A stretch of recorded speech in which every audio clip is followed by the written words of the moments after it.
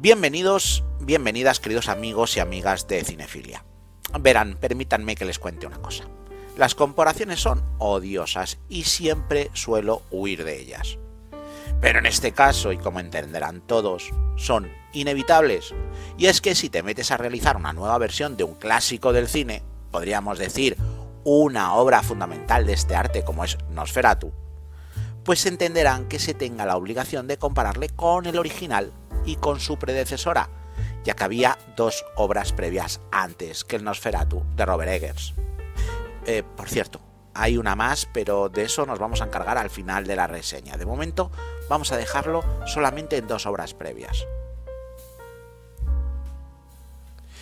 Y bueno, para quitarnos de en medio esta comparativa ya, verán, el original de Murnau en 1922 y el remake que hizo Herzog con Klaus Kinski en 1979 son netamente superiores a esta.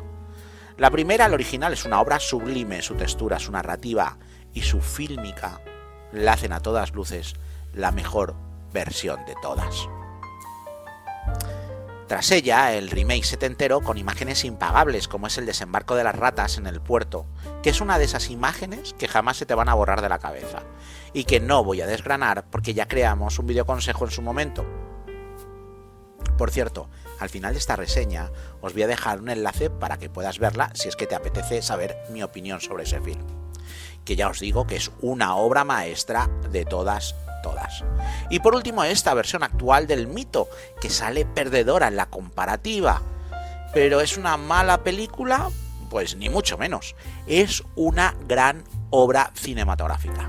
Un film realizado con estilo clásico que es de agradecer en estos tiempos que corren por uno de esos directores que los amantes del cine de terror podemos decir que es uno de los nuestros, porque es el responsable de esta obra y de su adaptación al guión, el mismísimo Robert Eggers, que se mueve como pez en el agua en tramas oscuras como esta.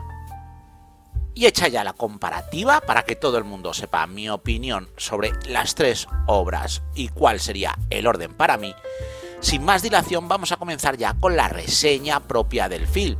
Y sí, tengo que decir, consejo de cine de la versión de Nosferatu del 2024. Verán, Estudio 8 se hizo con los derechos del Nosferatu allá por 2015. No hablamos del Nosferatu original, porque ese ya está de dominio público, sino estamos hablando del Nosferatu realizado por Werner Herzog. También en el 2015, Eggers había estrenado en el largometraje con su film de folk horror La Bruja, con un éxito bastante notable que le sirvió para recibir la oferta del estudio para la realización de esta película. Pero Eggers no se sintió preparado. Hay que decir que había comenzado recientemente su carrera en el largometraje y realizar una versión del clásico como segunda obra, pues se le hacía una montaña difícil de subir y en cierta forma pues tenía razón. Tras La Bruja vino El Faro, film de terror psicológico que se convirtió en aquellos momentos en un foco de controversia entre los que la amaban y los que la odiaban. Y tras ese film es cuando Eggers decidió empezar con la versión de Nosferatu. Como amante de la película, el trabajo de reescritura del guión se alargó muchísimo, y mientras tanto decidió dirigir y coescribir El Hombre del Norte. Y ahora sí, tras ese último film, su siguiente película sería Nosferatu. Y ahora creo que es el momento ideal para contaros de qué va esta nueva versión del mítico vampiro, pero como ya saben los más veteranos al canal, como siempre, sin spoiler, un principio que jamás nos lo saltamos, así que estate tranquilo si es que no has visto el film y quieres ver toda esta reseña. Aquí no te destripamos la película. Pues bien, Helen es una joven atormentada por pesadillas de su pasado. Cuando era niña, vivió unas visiones tan vívidas que le marcaron el resto de su vida hasta que llegó el joven Thomas Hadler, un empleado de un gestor inmobiliario con un brillante futuro. Tras la boda, el matrimonio Hadler está de enhorabuena ya que el jefe de Thomas le entrega un suculento negocio: ir a cerrar la venta de un viejo castillo remoto al pueblo donde vive un tal Orlok. A cambio, no solo tendrá una gran comisión, sino que además será socio de la empresa. Esta gran noticia y felicidad contrasta con la petición de su joven esposa para que no vaya. Un sueño la ha advertido de que un grave peligro le acecha. Él se lo toma como un viejo resquicio de su locura infantil y la hace entrar en razón, empezando así un viaje hacia los Cárpatos, viaje que le resulta ser bastante pintoresco por las antiguas costumbres de los lugareños y también por el extraño comportamiento del conde Orlok. Y hasta aquí te voy a contar el resto de la película, tienes que verla y sí, disfrutarla tú. Y ahora necesito hablar un momento de la obra original en la que se basa esta película, el Nosferatu de 1922. Veréis, esa película iba a ser Drácula y titulada como Drácula, pero no se pudo llamar así debido a una desavenencia con los herederos de Stoker por el dinero a recibir por su parte. Al final, Murnau decidió tirar por el camino del medio, se saltaron cualquier derecho de autor y bueno, sí, la cambiaron el nombre, cambiaron algunos acontecimientos y también los nombres de los personajes, pero vamos, poco más. Así que si eres muy joven o no eres simplemente fan del género y resulta que te ves Nosferatu y dices, pues si esto es Drácula, pues efectivamente, es que es Drácula, ya sabes la explicación. Y aquí Robert Eggers decide ser fiel al film original que hizo Murnau en el 22. Pero hay que decir que es más que patente la influencia del film setentero que hizo Herzog. En muchos detalles es más ese remake que el original el que marca la historia que ha hecho Eggers.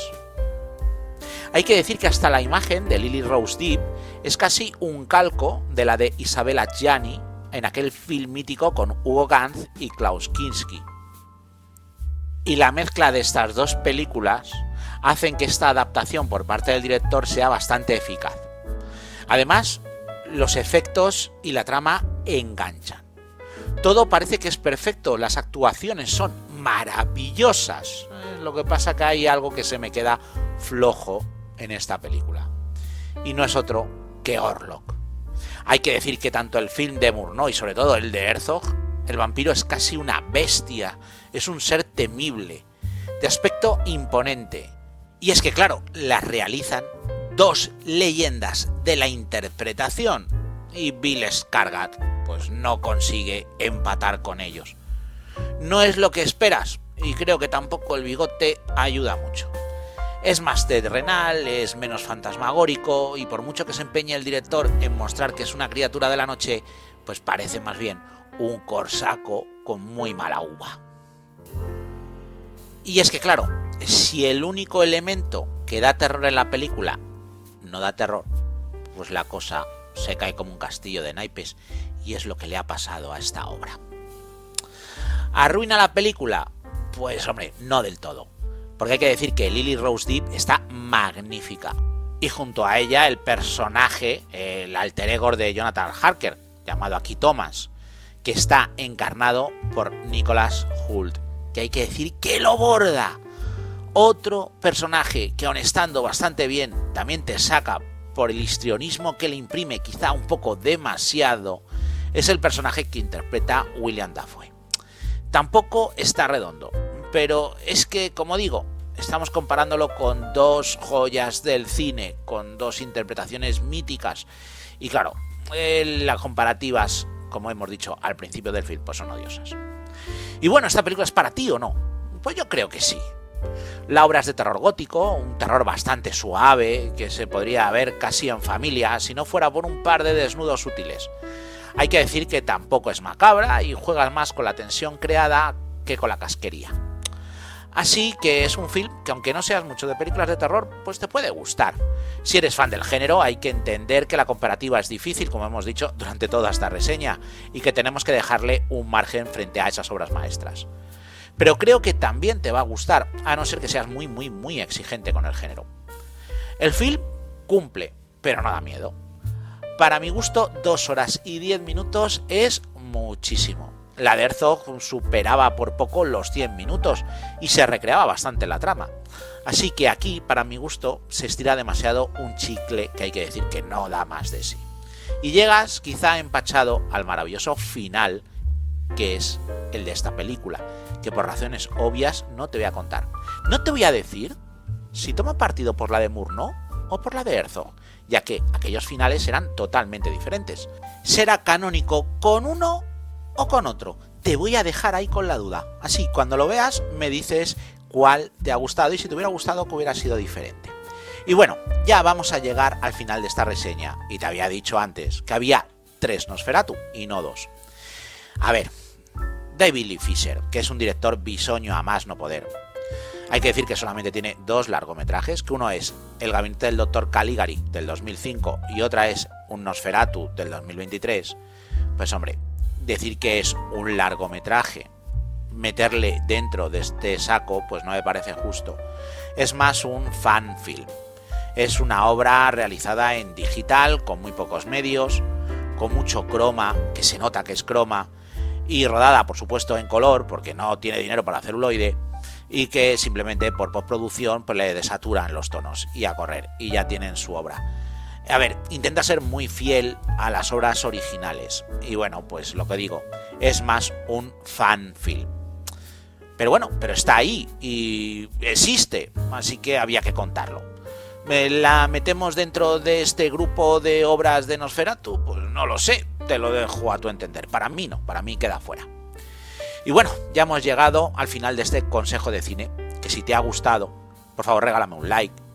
Si te gusta el canal, quieres fomentar, me quieres dar soporte, que es gratuito, no te preocupes, que en estas fiestas navideñas sé que han sido bastante duras con tu economía, como con la de todos, pues mira, me puedes regalar un hype que me ayuda mucho y te sale a ti gratis, seamos sinceros.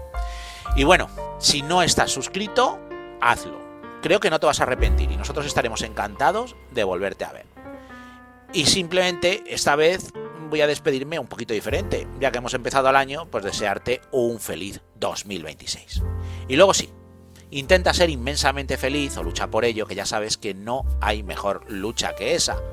Y como no puede ser de otra forma, que vivas el cine.